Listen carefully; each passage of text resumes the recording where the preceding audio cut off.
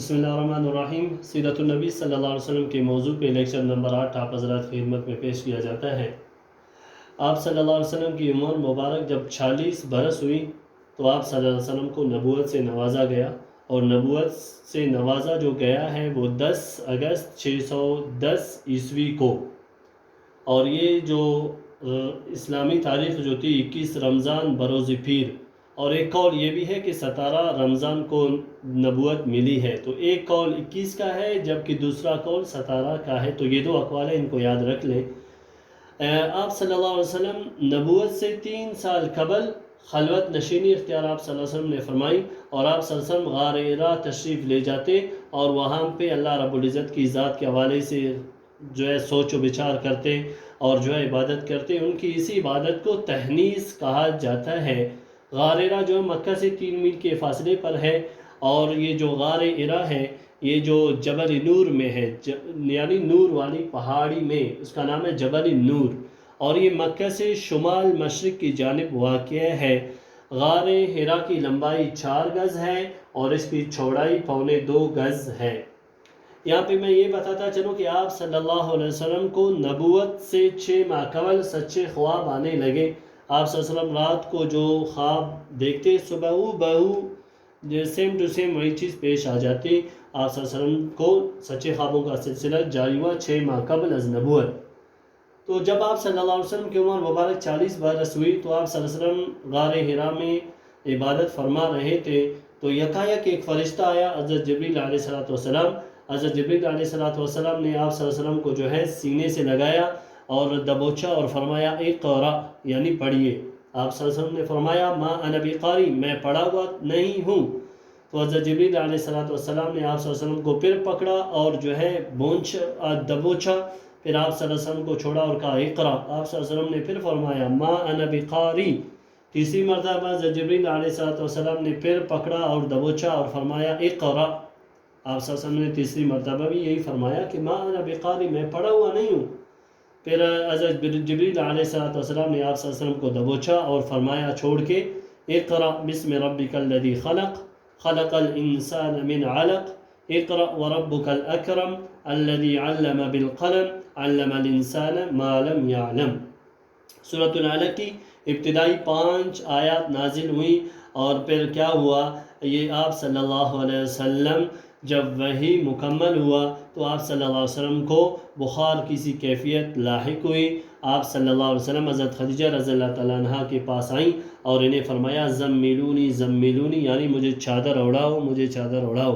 پھر جب آپ صلی اللہ علیہ وسلم کی حالت بہتر ہوئی تو آپ صلی اللہ علیہ وسلم کو حضرت خدیجہ رضی اللہ تعالیٰ عنہ اپنے چچا زاد بھائی جو ورقہ بن نوفل، جو عیسائیت کے حوالے سے ایک بہت بڑے عالم تھے نصارہ کی عیسائیوں کے، ان کے پاس لایا۔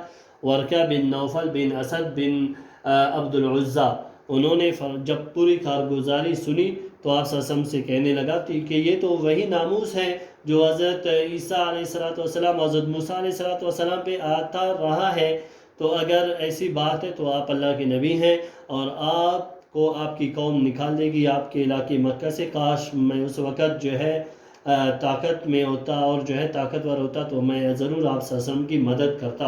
تو آپ صلی اللہ علیہ وسلم نے فرمایا کہ آیا مجھے میرے قوم مکہ سے نکال دے گی؟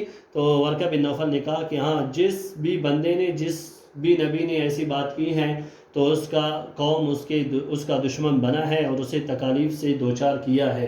تو آپ صلی اللہ علیہ وسلم حضرت خدیجہ رضی اللہ تعالیٰ عنہ کے پاس پھر واپس گھر تشریف لائے۔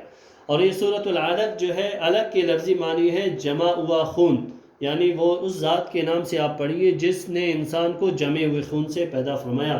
تو یہاں پہ میں ایک بات بتاتا چلوں کہ سب سے پہلے جو وحی کی جو نازل ہوئی ہے پہلی لفظ وہ اقرا ہے۔ تو یہاں پہ اقرا کے لفظی معنی ہے پڑھیے۔ تو جس مذہب کا پہلا لفظ وحی کا اقرا ہو اور آج وہ مذہب تعلیم کے میدان میں بہت پیچھے ہو تو کتنی افسوس کی بات ہے۔ افسوس اس بندے پہ آتا ہے کہ جو ندی کے کنارے ہو اور پھر بھی وہ پیاسا مر جائے، اس کے لیے افسوس نہیں آتا جس کو پانی نہ ملے ریگستان میں وہ مر جائے، وہ ہلاک ہو جائے، بلکہ افسوس اس کے لیے آتا ہے جو ندی کے کنارے پیاسا مر جائے، پانی موجود لیکن پھر بھی پیاس کی وجہ سے وہ مر رہا ہے۔ تو آج مسلمانوں کی کیفیت یہی ہے۔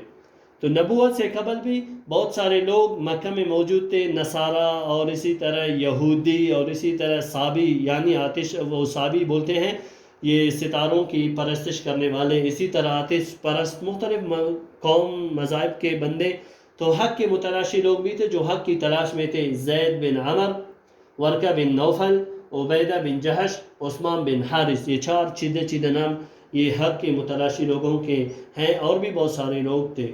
تو وہی کا جو سلسلہ جو رہا ہے، مشہور و معروف یہ ہے کہ وہ 23 سال تک رہا ہے، لیکن جو فکس فگر ہے وہ ہے 22 سال 5 ماہ 14 دن، وہی کی جو مدت ہے۔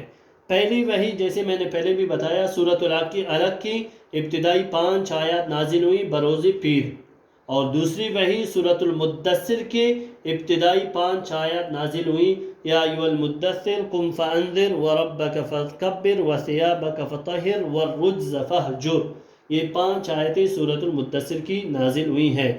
پہلے کاتب وحی مکہ میں جو تھے وہ حضرت خالد بن سعید رضی اللہ تعالیٰ عنہ ہیں، جنہوں نے وحی کے نزول کے 4 دن وحی کی خطابت کا فریضہ سر انجام دیا، اور اسی طرح پہلے کاتب وحی مدینہ میں وہ حضرت شرجیل بن حسن الکندی رضی اللہ تعالیٰ عنہ ہے، اور آخری کاتب وحی حضرت ابی بن کعب رضی اللہ تعالیٰ عنہ ہے، جن کا لقب ہے سید القراء، یعنی تمام قاریوں کے سردار۔ تو یہ نبوت کے حوالے سے کچھ چیزیں تھی جو میں نے بتانا آپ لوگوں کو لازم سمجھا، تو میں نے پیش نظر کر دیا۔ تو اس لیے جو احباب ہمارے چینل پہ نئے ہیں وہ ہمارے چینل کو سبسکرائب کر لیں، اور جو ہے بیل آئیکن دبا کے ہمارے جو ویڈیوز ہیں اور ہمارا جو لنک ہے وہ اپنے عزیز و اقارب کے ساتھ شیئر کر دیں، تاکہ انہیں بھی دین اسلام کے حوالے سے، تاریخ کے حوالے سے، سیرت کے حوالے سے رہنمائی اور معلومات میسر ہو جائیں۔ اللہ ہم سب کا حامی و ناصر ہو۔ السلام علیکم۔